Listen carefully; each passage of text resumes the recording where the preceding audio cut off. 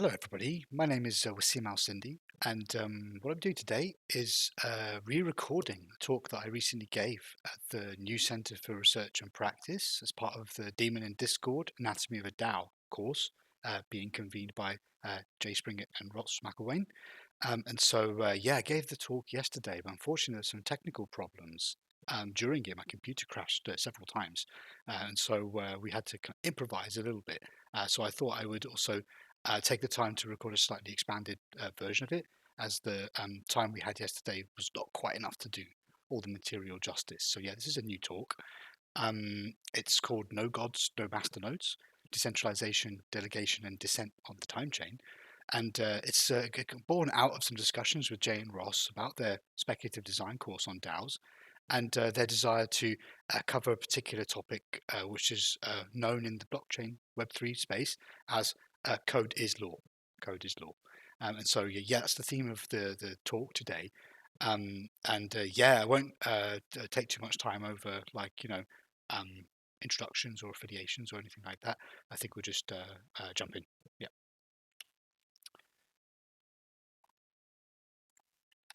There we go. So yeah, these three words, code is law, they can be traced back in the modern usage and vernacular, back to Larry Lessig, the Harvard law professor. In the late 90s, he wrote a book called Code and Other Laws of Cyberspace.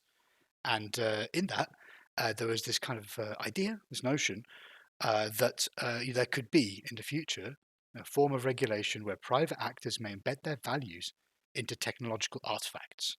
And that all sounds kind of, reasonable and innocuous, I suppose, especially thinking back to the, state of play of technology in the 90s. However, what's interesting is that, as the last couple of decades have kind of borne out this massive expansion and proliferation of technology distributed at scale, at large, with massive amounts of capital behind and flowing through it.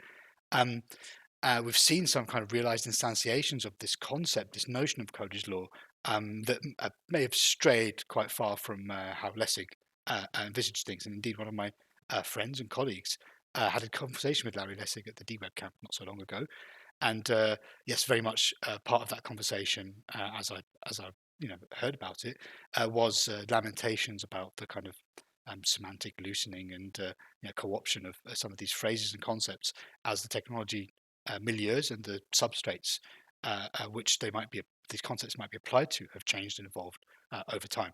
So at the bottom of the slide, I've written the words Lessig failed to consider Homo blockonomicus, and that's kind of firstly a play on this kind of mimetic idea that Marx failed to consider some concept that Marx probably did consider. So here we're talking about Homo blockonomicus. So you all know about Homo economicus, I suppose. This idea kind of espoused by behavioral economics, and Richard Thaler got the Nobel Prize in that not so long ago. The idea that we can use kind of incentives and penalties to nudge people around, and that people can be treated as a bunch of rational kind of economic agents, and they're just going around trying to maximize their profit and utility functions, and then we can kind of just like model those, and that kind of seamlessly applies into the real world. And so there's already a lot of problems with Homo economicus, as I can sure you can imagine.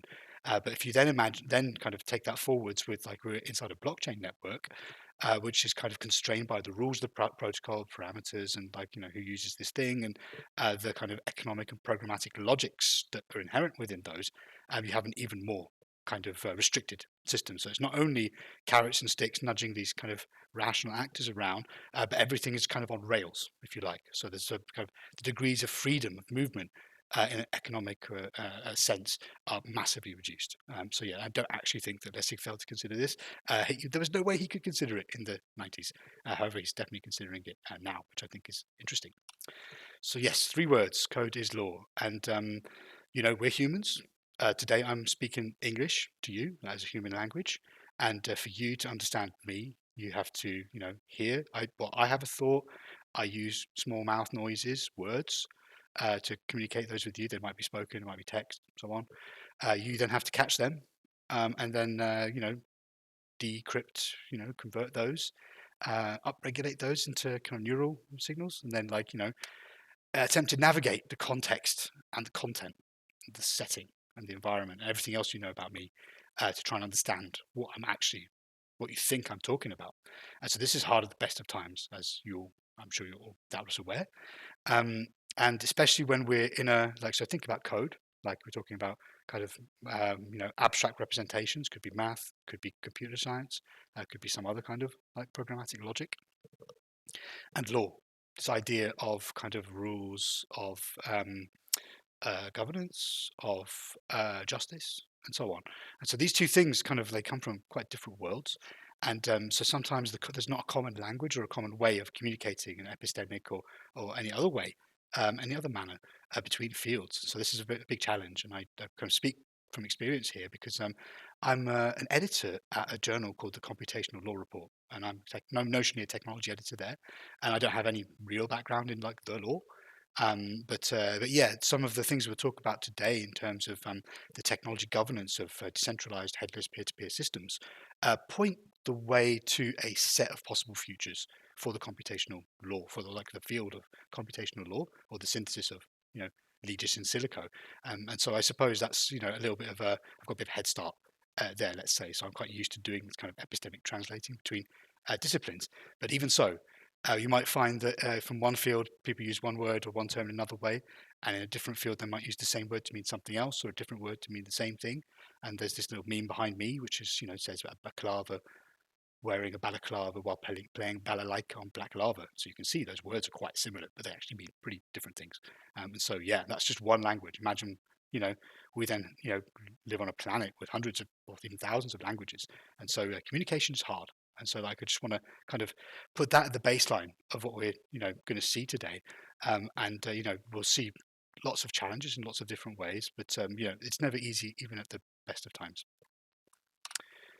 So yeah, so I think you could take Lessig's kind of original jumping off point as being a desire to address social challenges with technology, this kind of like techno-solutionist dream that has been going on, especially on the bi-coastal areas of America, and at least since the 80s or 90s, you could say. Even further back than internet, I would say you could look at fields like synthetic biology in the late 20th century as other areas which are kind of using this I guess like it's quite Abrahamic, quite kind of Christian a way of looking at things, and the backing the images on the slide of generated kind of manuscripts from like liturgical texts and scriptural illustrations. It's not by accident that they're there. Yeah, so we've seen kind of this is like nothing new is under the sun here. So social challenges and technology.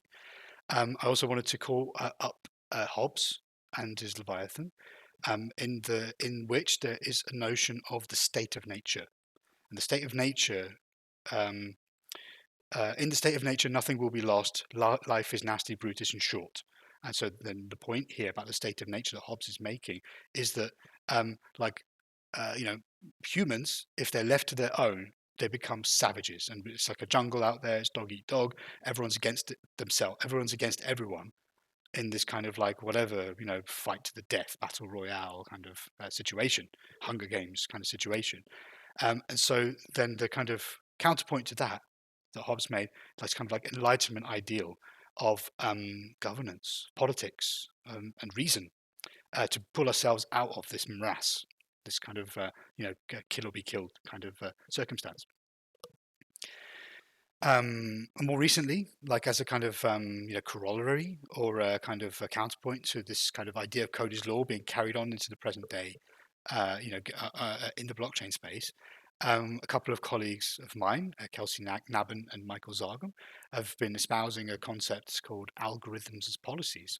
And what I think is interesting here is that algorithms are a subset of code, so it's a more specific kind of way of looking at the what is it, this kind of the thing that is being represented or being translated over to a kind of normative or a declarative kind of system of rules.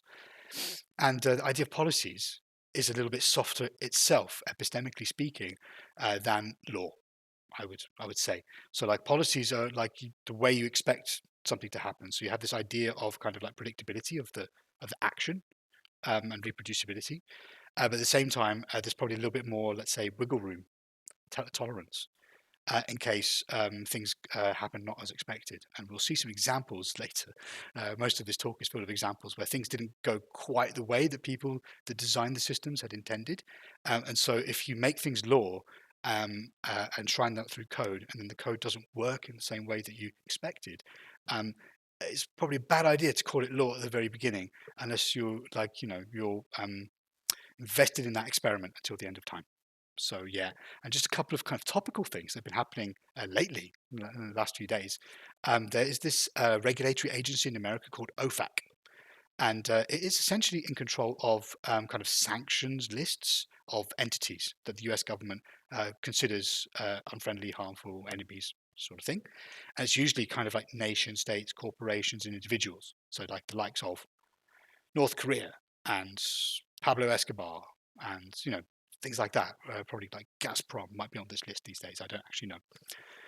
And that tells kind of entities which function within the US financial system that need to be compliant with it in a regulatory sense, gives them a list of quote unquote bad actors that they have to like withhold service from.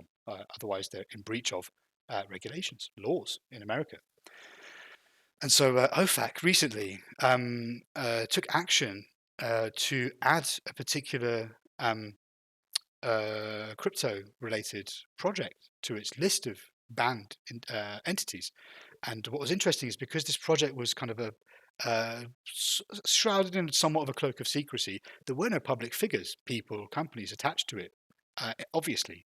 And so OFAC took the step of putting a smart contract address, like a kind of postal box address of the blockchain, part of the blockchain where you can access the script, the code, the smart contracts that run this kind of privacy preserving service.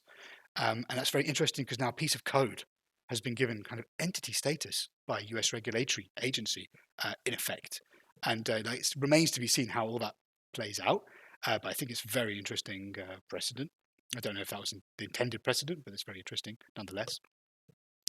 More recently, in fact, just I think yesterday or the day before, Congress, the US Congress has been open a debate on banning, making illegal proof of work, the energy-intensive process of mining that Bitcoin and at the moment Ethereum uses, maybe only for another few days.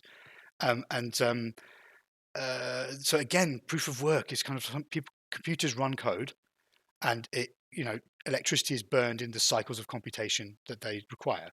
And so you're kind of saying, like, if running code is speech, as like the Constitution of America implies, and the RSA crypto wars in the 90s also implied, then this seems like quite an interesting kind of inversion of this kind of code as free speech. And if you have free speech, you can run whatever code you want, because doing proof of work mining is just running code. But anyway, it has implications and externalities and consequences, which we'll come to later. So yes, there's some interesting kind of things going on at the present day in these areas. So yeah, the idea of code and law, and code as law, is nothing new. On the left is a tablet with Hammurabi's Code of Laws, my forebear Hammurabi, the Babylonian, and this is thousands of years old, and it's kind of like, I guess it's one of the first examples of like preserved set of like a codified set of rules for a society or community to live by. On the right is a Sumerian clay tablet with the cuneiform glyphs on it, which is the famous Ea Nasir complaint letter, where a buyer is complaining to the seller for being delivered the wrong grade of copper in a transaction. And so, yeah, this is a contract, kind of, or like a complaint based on a contract. And so, like, if you etch these things into stone, then they kind of act as, mnemonic technologies, mnemotechnics, ways of remembering, ways of keeping a track record and score. And so like this idea of enshrining things, in a kind of glyphic and abstract representation is clearly nothing new. It's as old as, written language itself, one could argue. So, fast forwarding back to the present, on the near past, there's this very interesting land crypto art project called TerraZero, which first emerged not long after the launch of Ethereum in 2016, just around the time when the first decentralized organizations were being formed and founded on Ethereum. And the idea around it is interesting because it speaks to this narrative and this interest in the concept of could code be law? Can code be law?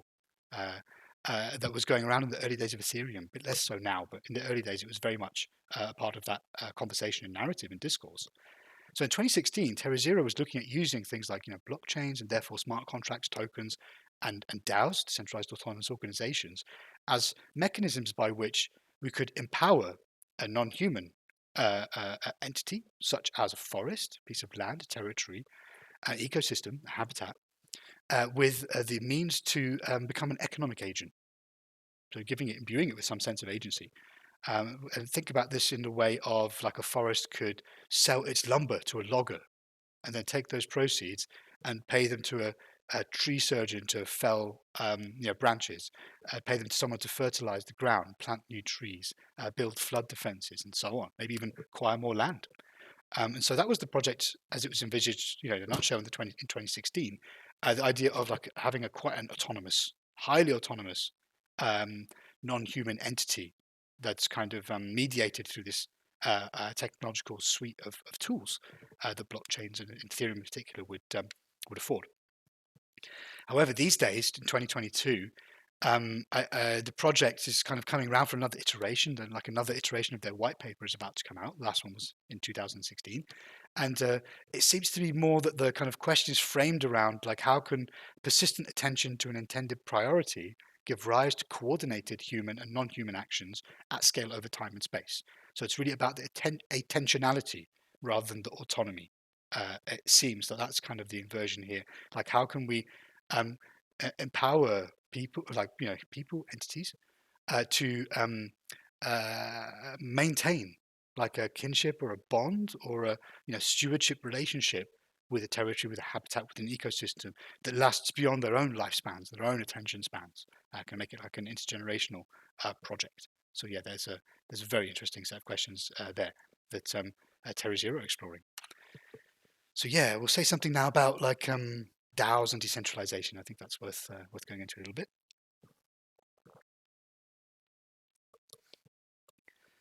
So the concept of a DAO, the D is for decentralized, A is for autonomous, and the O is for organization. And like one could take umbrage with each of those words, as in terms of their ontological, epistemic, and semantic correlation with present-day reality. I think what we'll do today is like mostly focus on decentralization because I think it's one of the slipperiest concepts in this particular stack.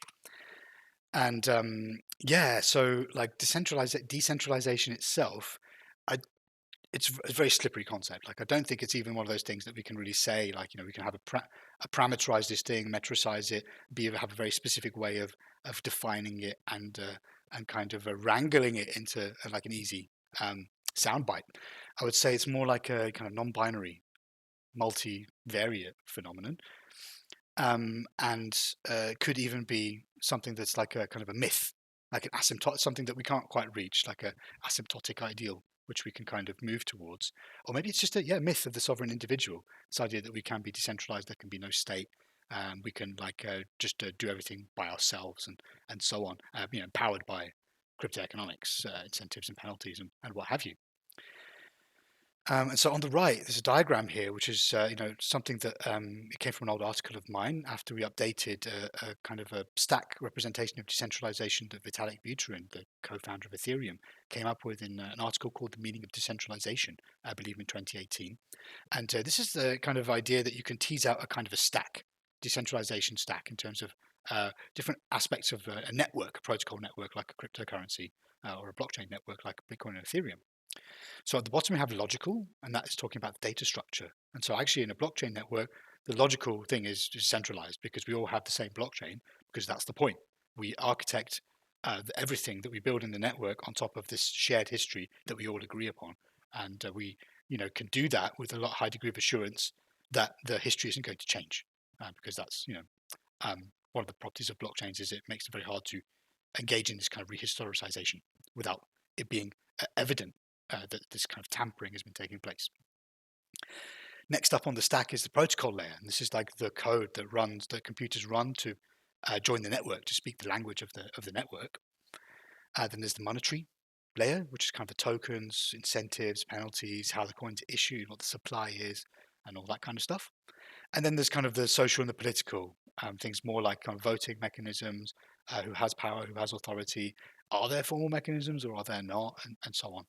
And so, yeah, you can see there's a lot of things here, and some of them, like, you might be really over to one side on centralization. Some things might be quite onto the other side of like quite decentralized.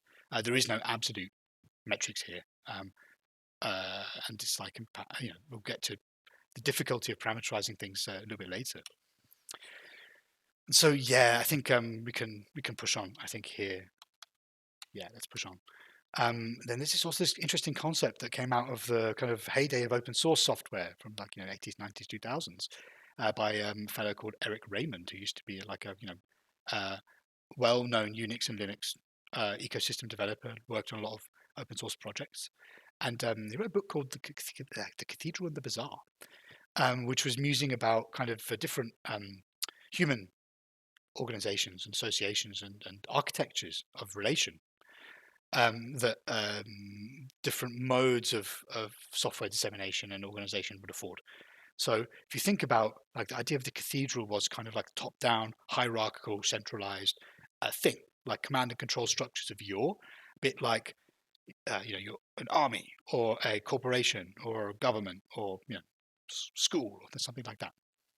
There's like kind of people at the top, and then they have chains of command going down. It's very hierarchical. One person answers to the other, and we'll talk a bit later about kind of performance advantages and disadvantages of different architectures.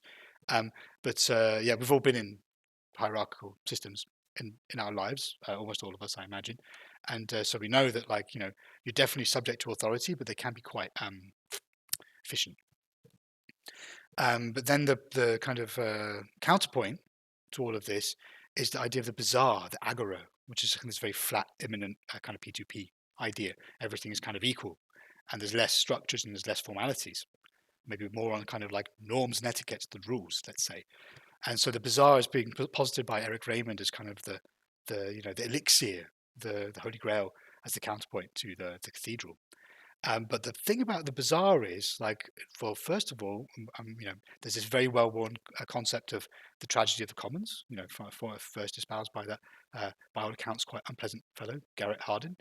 And so there's this idea of a tragedy of the commons, where if there's a piece of open source software that the internet is relying on as a kind of critical piece of technical infrastructure, very often it'll just be one person that wrote that bit of code 20 years ago that is maintaining, upgrading it, porting it for different operating systems, and fixing bugs, broken dependencies, and all the rest of it.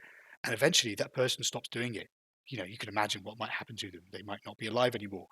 They might have to go and get a job. Or even one thing that happened recently with the NPM package manager, I believe it was, is that somebody kind of socially engineered their way into having commit rights to a repository and then filled it with malware or poisoned it somehow. So there's all kinds of things that can go wrong with this. And one could imagine if we strap a blockchain and print some tokens, and we can solve this tragic commons. But we might see later that's not always the case.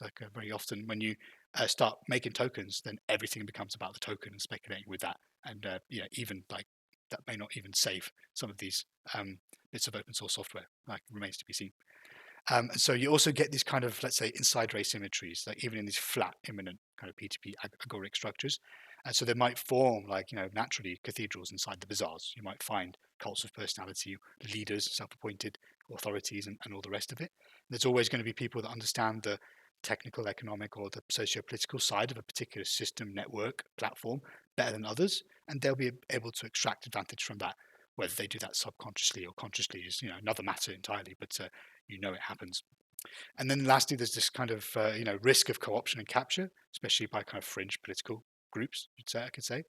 And then there's always the prospect of the tyranny of structurelessness, which is the idea that in absent a set of thoroughly codified, explicit rules, if we're going instead on norms and etiquettes, it could take so much longer to kind of feel your way around a governance space, especially if there's lots of kind of folk knowledge that's not necessarily explicitly communicated, protocolized, or formalized.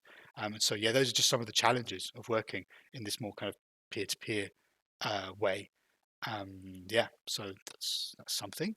As the speculative design course at the New Center, Demon and Discord, Anatomy of a DAO, was involving the participants to dream up speculative pitches for DAOs, I thought it'd be nice that we also cover some possible futures for some of these things and like do a little bit of pontification and speculation ourselves.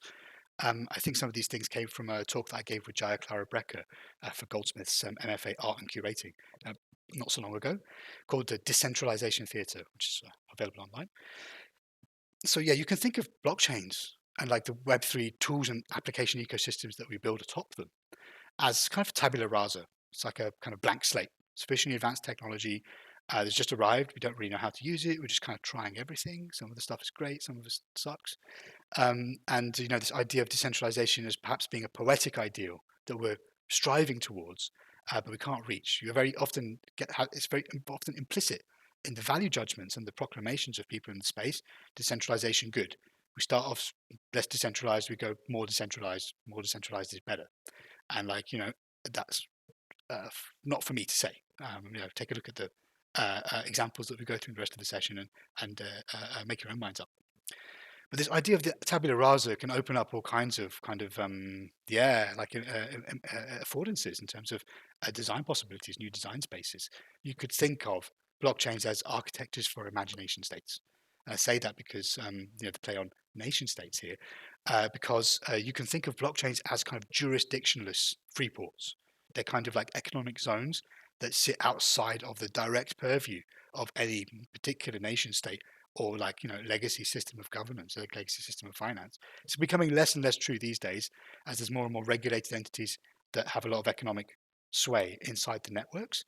What's interesting about the blockchain is anything you can dream that's within the bounds and the constraints of the network and the protocol, you can do it. Don't really have to ask anyone's permission. So that's amazing, really. Let 1,000 flowers bloom. One thing you'll notice is that a lot of people are quite optimistic about this Web3 and blockchain stuff. They'll be saying things like, future is here. If you don't jump aboard, you're going to miss everything and everyone's getting rich and stuff like that. And it's always worth remembering, or at least trying to find out, bearing in mind that a lot of optimism is incentivized.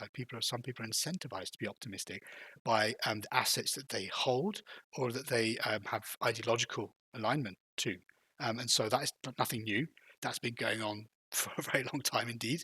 But yeah, it's also very worth remembering in this particularly highly deregulated financial space that is the case.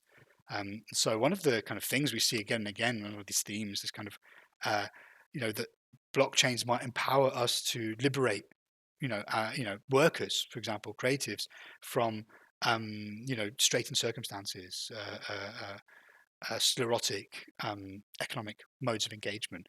And these are all very kind of techno-solutionistic, optimistic dreams which are being espoused and peddled. And just remember that the optimism sometimes coming from a place of incentive alignment. So yeah, the idea of Web3 futures being inclusive is all well and good, but a lot of the things we've seen so far seem to be hyper-enclosures rather. And hyper-enclosure is the name of a forthcoming book on the 0x Salon Press, by the way, by Habib William Kobeck, so watch out for that. And so yeah, the idea of hyper-enclosure is very interesting because if you're building a beautiful kind of network, beautiful community, and building some kind of so-called commons within that, you're building it inside a token-gated fortress that is kind of being validated by cryptography and thermodynamics in many cases. And so these are token-gated paradises in very large, most cases. And so the logics of exclusion and inequality are still very much baked into these scarcity-based economies that we mostly see so far.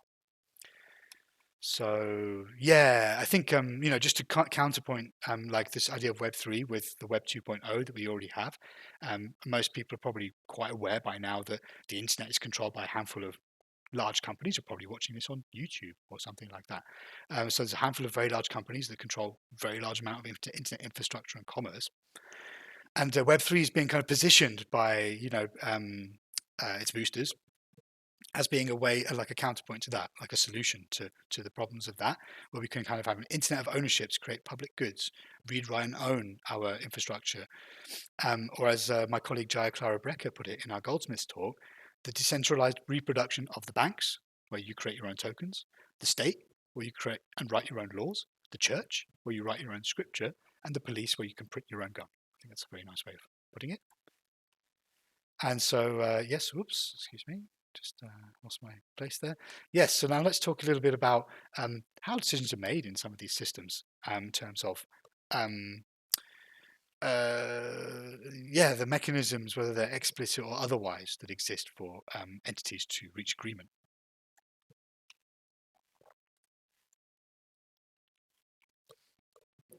So I run this event series here in Berlin called the 0x Salon, and one of the topics that we've covered, amongst the kind of various ones around paradoxes and insolubilities in digital culture, was the price of anarchy. And this is an idea from kind of behavioral economics and game theory, which seeks to look at the differences in efficiency of network throughput, network communication and messaging in the presence and absence of hierarchical coordination. So literally, trying to find a way that you can have a system that's kind of ideal or model or perfect enough that you can actually get a number or like a percentage or something like that to say, well, if we have hierarchical coordination, we're 35% more efficient or something like that. Now, that's all very well and good, but it's not that useful in the real world because the real world is messy, as we'll see later. But so in the salon, we use this concept to just more generally tease out the tensions between horizontal organizations, kind of flat, imminent P2P kind of organization, the bazaar, as Raymond put it, and the kind of the vertical efficiency of the cathedral or the state or command and control. And from there, there's a very neat jumping off point to Bitcoin, the first cryptocurrency, which you might have heard of. And Bitcoin is kind of an example where code really is quite close to being law, like it's quite close. And then, the kind of anarchy that's born out in this very unstructured governance space, this kind of argument minimized surface, as some people have described the Bitcoin governance process as, gives you an example of how difficult it is to get anything done in an anarchic, under like a structureless environment.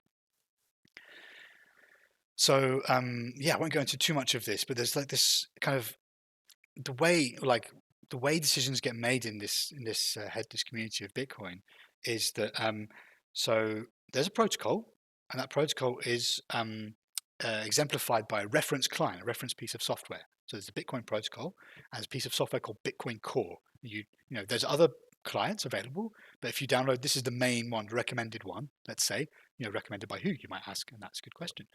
And you download this Bitcoin Core software, and then you synchronize that to the network, and then you're up and running, and you can send and receive Bitcoins with different people. Say you have an idea about a way you could improve the Bitcoin protocol. How would you do that?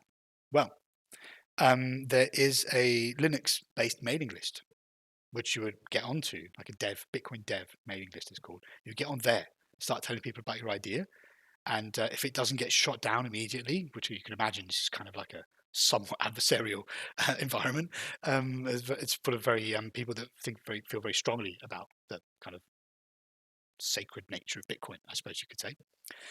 And so if your idea doesn't get shot down there, it can enter the Bitcoin improvement proposal process, which is run through GitHub, where you would kind of create a branch on GitHub for the Bitcoin Core repository, and then attempt to gain support for your notion, for your concept, for your upgrade. And if you can get enough of the influential people, usually the Bitcoin Core developers, who are kind of seen as kind of deities, or like priests in this cathedral of Bitcoin, if you can get them behind you, then you might have a chance of getting your thing into Bitcoin. But it takes a long time, like it could be years. And the last step, depending on exactly what kind of upgrade it is, might be to go through the this process of what's called miner signaling. So the miners are the people doing the hashing that does the proof of work, this Bitcoin, the energy intensive thing that keeps Bitcoin consensus running in a decentralized way. And you kind of need to get them to signal, like, over a 2-week period or something like that, a certain number need to signal in favor of something to pass a threshold, and then sort of say that is now activated and now the upgrade happens. But because there are no rules and no authorities, not everyone necessarily agrees on the best way to, chart a course for the future of the network. And we'll come to some interesting forks in the road with that as well. So speaking of forks, here's a picture of it's a very rough schematic of the different stakeholder constituents in the Bitcoin network, or actually any cryptocurrency network, really blockchain Web3 thing. And so, connected by the ledger and its kind of monetary issuance, you have the exchanges, which are kind of like the economic nodes, the businesses or the corporations or the economic entities doing stuff on the blockchain with the network. You have the users who are sending and receiving coins, tokens, whatever, messages, the developers that are writing the code, and so on, and the miners that are burning all this energy with specialized computers to play a lottery game and try and win bitcoins, through this kind of brute force computational repetition. And these groups may not all see eye to eye. They might want different things, at different times, but they're kind of connected through the they're united through the desire for the network to prosper. They just might have different ideas about how that happens. And we have this kind of idea from, I believe it's from Seymour Hersh. No, that's wrong. Hirschman, I believe. Don't hold me to that. Of voice, loyalty, and exit. And so this is the idea inside a community when there's like kind of some dissensus around governance. One can use one's voice to express an opinion, but if that does not lead to a kind of satisfactory outcome, then there's also the option of exit, secession, leaving, bailing, bouncing. And so in Bitcoin and other blockchain, Timechain oriented networks, we have this notion of a fork, which we'll get to a little bit later. And so that's why this slide's called Fork Around and Find Out, because one of the ways you can leave as a community from like a parent community blockchain network that you feel doesn't share your values anymore is you kind of secede by changing the rules of what you accept as a valid transaction or a valid block or some other kind of constituent of the network stack. And so it just happens to be one of my specialist subjects. Like here's some papers I was writing 3 or 4 years ago, comparing proof of work networks to stellar bodies like the sun and so on. And I was trying to find networks which are similar, so I could do kind of apples to apples comparisons, if you like. And they're very hard to find because they all kind of have their own. Even if they had similar origins, they would have different kind of evolutions. And so these networks that kind of formed out of schisms from a common ancestor, these kind of network forks, these were the closest things to like siblings, twins that we could study, that we could kind of compare and contrast in an objective way. And so in the years of 16 and 17, 2016, 2017, there were these things called the fork wars. Both Bitcoin and Ethereum had these kind of factional disintegrations. And so these articles, series of articles, was studying those schismatic ruptures in these major cryptocurrency networks. So yeah, this is a little bit about forks. And this is a real carrot from my lunch when I lived in Scotland a few years ago. And the idea that we start off from a common origin, from a common ancestor, and then we go in different ways and we split. We can't. There's no getting that carrot back together, right? And so there's different kinds of network forks here. We're not talking about kind of copying and pasting some code on GitHub or something like that, or doing like forking a repository on GitHub. That is just a static piece of code you've copied and pasted or like replicated. These ledger forks, these network forks, are schisms, ruptures of a dynamic system, like an economic system and a communication system is different. It's in midair. It's a plane that's coming into land rather than a piece of like a pile of aircraft parts on a runway waiting to be assembled. Very different things. So you have this kind of variegation of the kinds of forks you might have. The idea of a hard fork is where one set of subset of the community changes the rules to the point where some things that they consider valid, others would not consider valid, and then they do not speak the same protocol anymore, and they can't really transact with each other. It gets a bit messy with things like replay attacks and chain reorgs and wipeouts, but we don't have time to go into the weeds with all of that stuff. There's also this idea of a soft fork, which is that it's kind of like an opt-in upgrade. So some subset of the nodes of a network will change the software so they can do something new. But anyone that doesn't run the new software can still interact with the network, can still interact with the other people. They just don't see this extra metadata thing or some extra kind of functionality. So that's kind of like a way of doing it in a more inclusive way. Most of the upgrades to Bitcoin in recent years have been soft forks, but that hasn't stopped. It's kind of like civil wars and schisms happening. And by contrast, most of Ethereum's upgrades have been hard forks. Ethereum has done quite a lot of hard forks, but people still consider the Ethereum network that's running today with the tokens that have the ticker symbol ETH as the Ethereum network. Not so much because it was the closest in genetic lineage to the original, but more it's kind of the one that's carried the ethos and has the most of the community around it. So it's interesting that different networks have different ways of ascribing legitimacy to the varying timelines of their forks. And this idea of multiple timelines and these forks kind of splitting and diverging reminded me a lot of some Hollywood films that I watched when I was younger, things like Back to the Future. It kind of really cemented in my mind this idea that you could think of blockchains as time machines. And indeed, there's a very famous piece of post-structuralist philosophy by the thinker Anna Greenspan called Capitalism's Transcendental Time Machine, which, albeit being from several decades ago, I feel is pretty apt and relevant for the transcendental time machines of Bitcoin and its colleagues and its friends. So here's a kind of sample of some of the research I was doing, looking at these kind of factional disintegrations, these schisms. And so you're seeing the moment of a rupture, the moment of a caesura, of a discontinuity in time, here on these two charts in the center. In 2017, Bitcoin Cash decided that they wanted the community, a bunch of community members of Bitcoin decided they wanted bigger blocks. So bigger, each page of the accounting ledger could include more information. And that's the way they wanted to scale this network to increase its capacity. And so they forked off, changed the rules, forked off, made this new network called Bitcoin Cash. And the Bitcoin just carried on as it was. In 2016, due to an event that we're going to talk about very soon, there was a schism, much like the schisms that gave rise to Protestant Christianity and Shia Islam in the Ethereum network. We're going to talk about the event very soon. So at the moment of this rupture, two networks were created. One was called Ethereum, one was called Ethereum Classic. I'm going to spend a little bit of time talking about those. So I think very interesting thing for us to think about.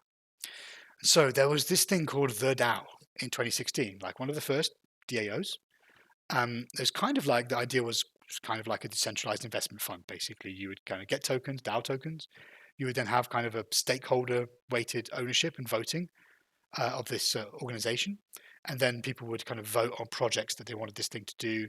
And then those would play out over the course of time, return value to the DAO, and then that would be redistributed to the stakeholders. So it kind of sounds like not a million miles away from the way a for-profit venture enterprise company looks these days, I would say. So anyway, let me just mea culpa here. I'll be honest with you. I wasn't that interested in Ethereum when it came along. I was kind of a bit more, ideologically aligned with Bitcoin, and that's probably because of my background. So I'm from Iraq, and my family had a lot of political and economic problems in that country due to kind of dictators, authoritarians, and collapsing economies and all the rest of it. So the idea, when I found Bitcoin in 2013, the idea of a natively digital, uncensorable, unseizable, unconfiscatable and conceivable means of digital value transfer immediately spoke to me as a way that we could take power away from dictators, authoritarians, corporations, and return it to the hands of the individual. And I still, until more recently, I still believed in those possibilities of Bitcoin. Not quite as much these days. But anyway, so Ethereum came, and I wasn't that interested in it. And then the DAO came along, and I was like, wow, this is really interesting. So then I started kind of participating much more closely in the Ethereum ecosystem. And so I had a front row seat for the DAO. And by all accounts, it was rushed out quite quickly. The contracts, the suite of smart contracts, the code that was going to instantiate this thing was put out online in advance of it being, implemented. And there was an article, which is in the center of the slide, by Mark Vlad Zamfir, who became a very important protocol researcher in Ethereum, and Emin Gün Sirer, who at the time was a professor at Cornell, saying that the contracts are flawed. Don't do this yet. Go check the contracts. And instead, what happened was they launched it, and somebody exploited the flaws in these contracts to essentially start draining the funds of this massive treasury. There was at one point, I think it's almost a sixth of all of the Ethereum was in this thing, all of it at the time. So at the time it was $150 million. Now it's two orders of magnitude more than that. Imagine tens of billions of dollars hack or exploit rather, not really hack. And so what was happening was that this money was being, the Ethereum tokens and the DAO tokens were being drained into a kind of like a time lock, almost like a vault. and after 30 days, the attacker would be able to withdraw it. So it gave the community some time to think about what to do. And one of the things that they decided to do was have a vote. And so there's this kind of idea of a carbon vote on Ethereum, where it's kind of like one token is one vote. So like if I've got one Ethereum, I get one vote. If I've got a million Ethereums, I get a million votes. So you can see that this is kind of being weighted towards plutocracy. The people that have the gold make the rules, right? And the pyramids of yore. And so it was announced as an indicative referendum, basically, a bit like Brexit. And then afterwards was used to kind of legitimize and rationalize the kind of beliefs of the leadership, a bit like Brexit as well. And so here you see the breakdown of the vote on the right. And it kind of came out something like, actually can't remember, that looks like 80-20, something like that, 75-25, 80-20. So like a massive majority in favor of the fork. Bear in mind that like that's by kind of economic weight. I don't know how that breaks down by username, because you can see in the top of that pie, one of the voters had 22% of the coins or something like that. So you had like this 20% constituency which said we don't want to fork, and so essentially this means that like the attacker keeps the coins because we think code is law. So the code we wrote is correct because code is always correct. We should never change it, and we should live with the consequences of code being law. And other people were like, screw that. This person doesn't deserve this. It's like ethically wrong. And so we'll take away the coins from the attacker. And so this is the kind of the basis of the schism in 2016 of Ethereum, what gave rise to Ethereum Classic, which was actually the continuation of the Ethereum trajectory, or the closest to it, and Ethereum Classic, which forked away to kind of delete the balance of the attacker in essence. Here's a snarky meme that appeared a little bit afterwards, where Vitalik Buterin, the co-founder of Ethereum, is attempting to explain to the tribespeople of a Pacific island called Yap, where a particularly interesting form of commodity money and memory record keeping called rice stones was has been heavily studied.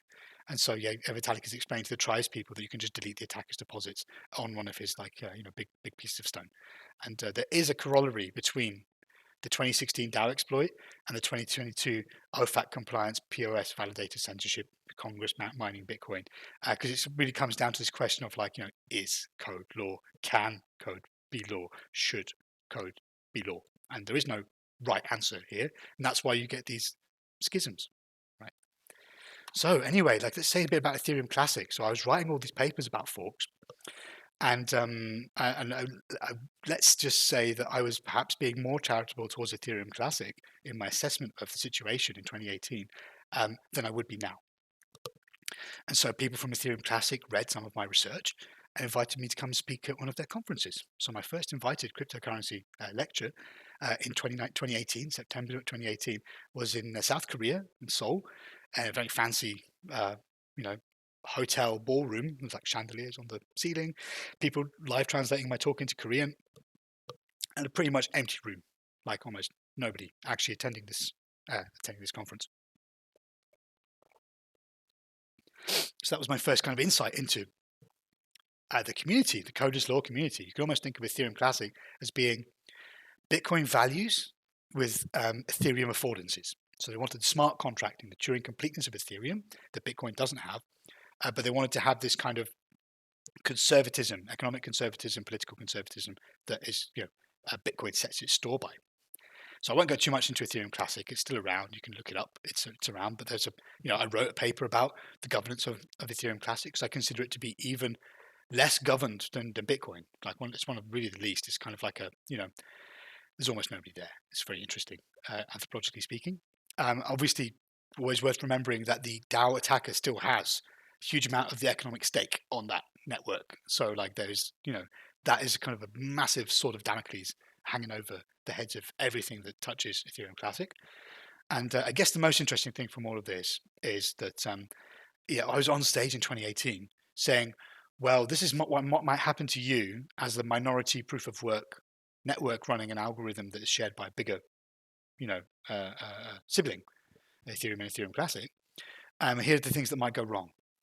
And then, sure enough, in the depths of the bear market from 18 to 19, almost everything I mentioned happened. And so when they finally got what's called 51% attack, somebody kind of rewrote the history of the network by dumping a massive amount of energy into the mining because it was so cheap to do in the depths of the the lows of the market cycle. There was essentially like a takeover. The network kind of got wrecked, economically speaking, and there was a kind of community post-mortem, and I got invited to that. Somebody remembered that I'd been on stage at their conference warning them about the stuff, and then it happened. And at that point, I saw really how the community was. There was kind of like a billionaire who's running an investment product around the network, some developers that funded by that same person, and then like some kind of businesses, exchanges, investment, speculative finance stuff, also kind of like a lot of it linked to that same person. And that was pretty much it. So yeah, not much going on there in terms of community. So that's like really a very tragic commons indeed. So here's now like a little bit on this kind of titular concept: no gods, no masternodes. And so this idea of a masternode is interesting. It actually predates Ethereum. Like, so there's some networks from the mid 2010s, such as Dash, and maybe a little bit later there was another example called Pivex. And there's many more now, like Pearl and Ella, and like probably now there's less new ones, but there's been many in the past. And the idea was like, so with Bitcoin, all the nodes are kind of the same. You have like nodes they can mine or not mine. Actually, any node can technically mine, just like you might not have much computing power. You might not find anything, but all the nodes are essentially the same. In networks like Dash, you could lock up a bunch of your coins as collateral, render them illiquid, a bit like what happens in the Ethereum 2.0 Casper proof of stake. And you would become a masternode, like a privileged node in the network. You would perform some duties. In Dash, that'd be like coin mixing for privacy. And then you would have access to some, let's say, affordances. Like you might receive some revenue from this kind of privacy service that is being delivered by the network. You would also then get a vote. Each DAO, each 1,000 Dash, node that locks up the coins and does the duties would then get a vote in a DAO or a treasury, like a DAO-like treasury, and 10% of the block rewards from every block, instead of going to the miners, would go to this treasury. And then the masternode holders would vote on proposals about what they wanted to see happen. And because Dash was kind of like this, I don't know, a bit slimy, a bit sleazy network, I guess. If I was being uncharitable, I might say that. A lot of the proposals were about marketing, like how to like make more people hear about Dash and use it and think it's PayPal or whatever, kind of corny stuff. And I met a developer, Dash core developer, at a Bitcoin conference in 2019 in Lisbon, Portugal. And when I told him I was researching information asymmetries in these networks, he said, "Oh my God, finally somebody's here that will look at this. Let me tell you what's happening in my network." And what he explained to me was extremely interesting, which was, in a nutshell, that there were a bunch of proposals getting voted through that looked overpriced and poor quality and didn't really deliver. And a whole bunch of earnest-looking good ones that weren't for too much money were getting shot down. And after a while, it became apparent from the voting patterns that there was a kind of a cartel acting, kind of taking control of all the votes, pushing through the proposals that were aligned to them and denying other ones funding. And then it became apparent that this cartel was using the proceeds from their overpriced proposals to buy more Dash, make more masternodes, and therefore get more votes in the DAO, and therefore become even more powerful as a cartel. So you're literally watching the frog boil in this kind of the boiling waters of centralization in this network. And the voter participation was quite low, as it very often is with DAOs. Can be like as low as a few percent. That's kind of like not uncommon, let's say. And so when there's a lot of a high degree of voter apathy, the small group of committed individuals can push things around. And then another example I looked at was called Pivex. And at one point that was in the top 10 cryptocurrencies, and it's nowhere near that now, pure proof of stake masternode coin. And apparently there was just one entity, one wallet was kind of the swing voter that was deciding everything, because the voting participation was so low. Remarkable stuff. So I just also wanted to mention relatedly this thing called the delegated proofs, like delegated proof of stake. And this is a bit like the delegative democracies we see in many of the parliaments of traditional governance systems, like whatever UK Parliament, German Parliament, American parliaments, where you vote on a regional basis, and then you send a person to the parliament in the capital, and then they make decisions based on what you have, your priorities. I mean, it's based on their priorities, really, and we all know that. And so, we had this idea of delegation in blockchain networks, because a smaller group of validators means we can do things much more efficiently. Less communication needs to happen. We can have faster blocks, more transactions, more performance, whatever. But it turns out that if you give these delegates a lot of power, then power corrupts. And so there was like this just huge wanton cartelization of all of these systems almost immediately, kind of crazy. And the biggest one, which is still going on this slide, is EOS. And at one point, EOS has 21 block producers, has 21 kind of people that can make the blocks, and they have to run this expensive hardware and software to do all of that. And they get rewards, and they then would start giving out their rewards as kind of inducements to vote for them. So other people would vote for them, and the top 21 would stay in the with the block proposal rights, and the other ones would drop off.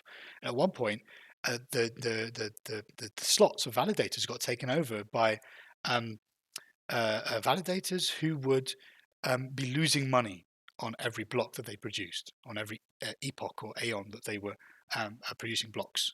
So you have to ask yourself, why are they losing money? And they were losing money because they were forming a cartel in the network. So I mean, it's very interesting stuff.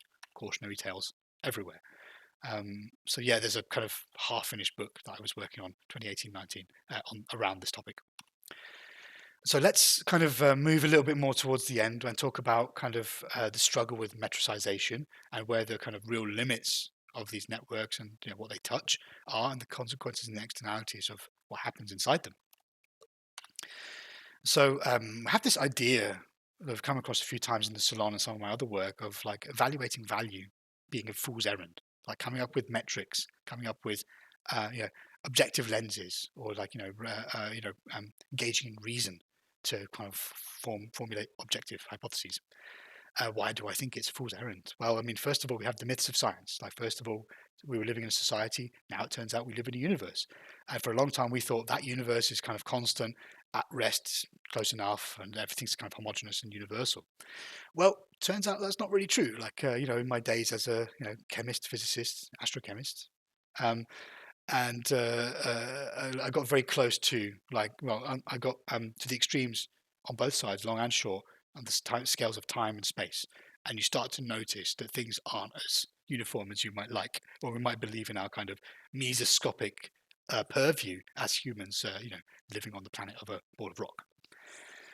And then on the next by the way, this is an engraving by Abraham Bosser, where he's kind of satirizing perspectivalism, this idea that we can see the world from one perspective and think that that's how the world is. So Goodhart's law is the idea that when a measure becomes a metric, it ceases to be a good measure, and that's because people will know what the thing that we're striving towards is, and will gain for that, will optimize just for that at the expense of whatever else, because nothing else is important, because that's the metric. And then you have this concept of Wittgenstein's ruler, which simply put is if we don't have a great deal of confidence in the measuring ability of the device, then we're measuring the measurer as much as we're measuring the object. And on the very right, there's EOTB, eye of the beholder.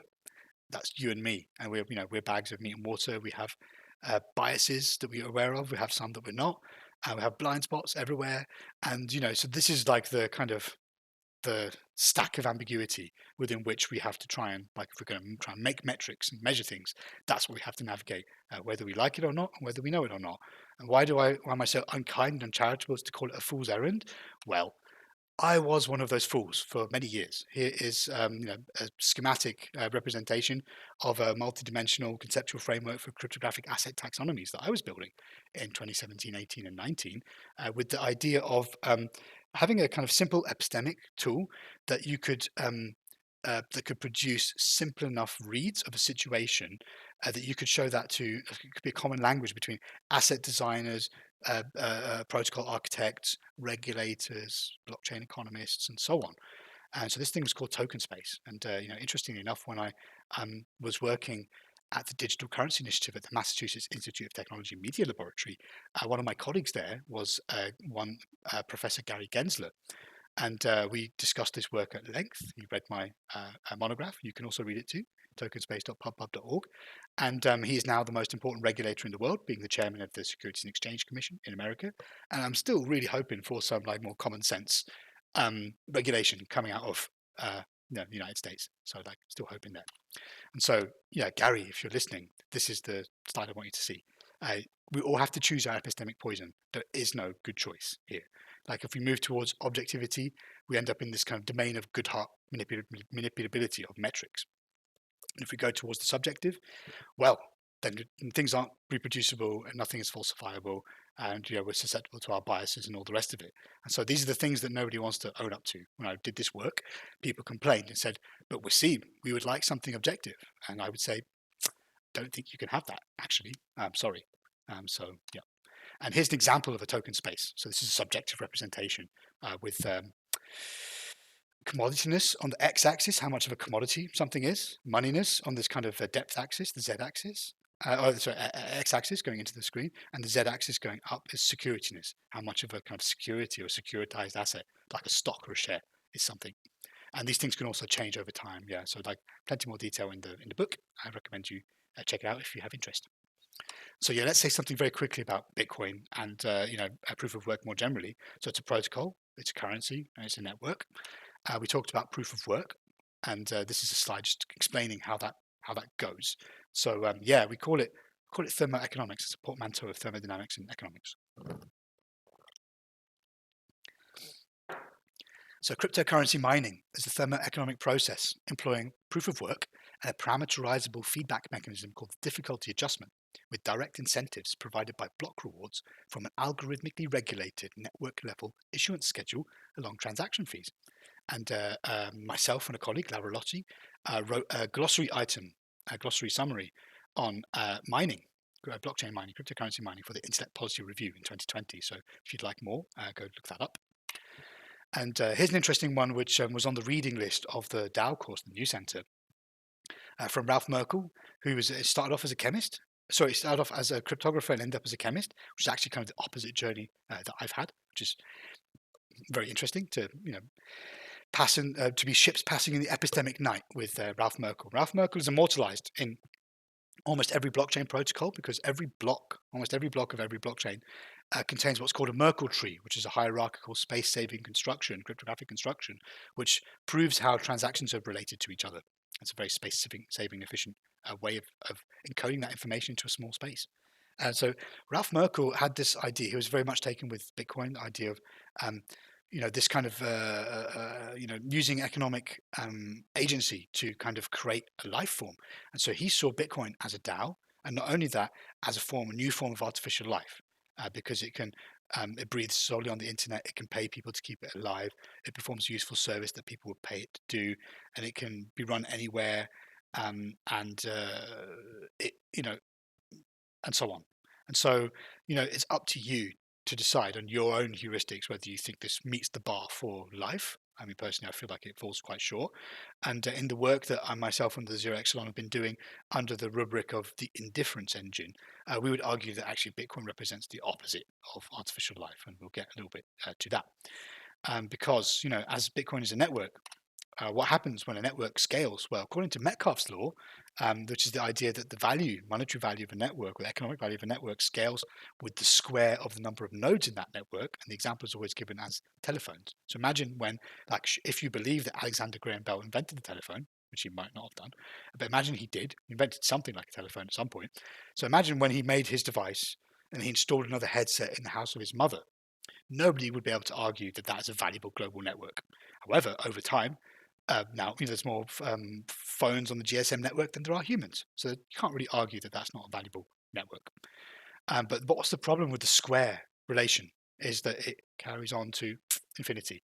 And so this thing would literally suck all the value out of the universe if that was true. And that is kind of what Bitcoin is set up to do, in my opinion. And so, Bitcoin is kind of the universal paperclips of the blockchain. The proof of work is kind of the engine that's driving that. So because of Bitcoin's inability to sense with care and reason about its surroundings, it has no way of differentiating the types of energy that go into the proof of work to defend it. Secondly, because Bitcoin's also in a way a clock, and the clock is only as good as the regularity, the cadence, the smoothness of its cadence.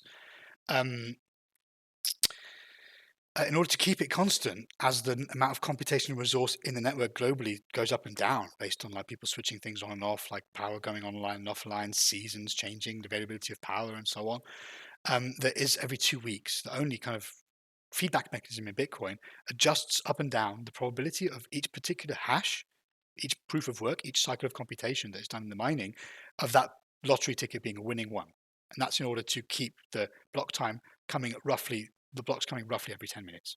But because of that, there is no satiety to Bitcoin in a thermodynamic sense, in terms of its libido, in terms of its desire for energy. There is no enough. Bitcoin will never have enough energy. There is no chill to Bitcoin. So yes, so in a way we think of Bitcoin as an inhuman monetary system. It does not play well with humans. Like right now, it needs us because like we have the energy, but we have the means of production of energy, harnessing and harvesting of energy, and that needs that from us. But at some point, non-human actors may be able to fulfill Bitcoin's energy needs, and then what? I guess that's an interesting question. So I would say that proof of work pits capital and ecology against each other in a prisoner's dilemma style paradox that could tip the balance in favor of a hot house Earth.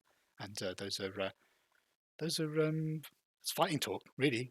I used to be a Bitcoin maximalist, like big booster for Bitcoin, but now I see the costs stacking up and the benefits not increasing in a similar way. So here's a graph which shows you indirectly the amount of computational resource, amount of energy going into Bitcoin. It's what's called the hash rate. And you can see these kind of like fluctuations in the red boxes. That is because of seasonal variations in energy availability. So when there's a wet season somewhere, people go and plug in and get free hydropower. Then it dries up, people move somewhere else and use something else. Sometimes countries ban stuff or change the rules. So like it's a picture right behind me you can't see of empty mining rigs in China after the government changed the rules there. And so, yeah, but this thing actually, the graph on the screen is old. The number is now back way up to the top. So, like Bitcoin is carrying on, and even Ethereum is using as much energy as small countries these days as well. Although, if the merge, the change to proof of stake, goes ahead, then Bitcoin's energy consumption will go down by quite a lot. Although it doesn't eliminate Ethereum's material footprint. There's still quite a lot of specialized computation going in, VDFs and VDF ASICs and things like that. But yeah, that's beyond the scope of today.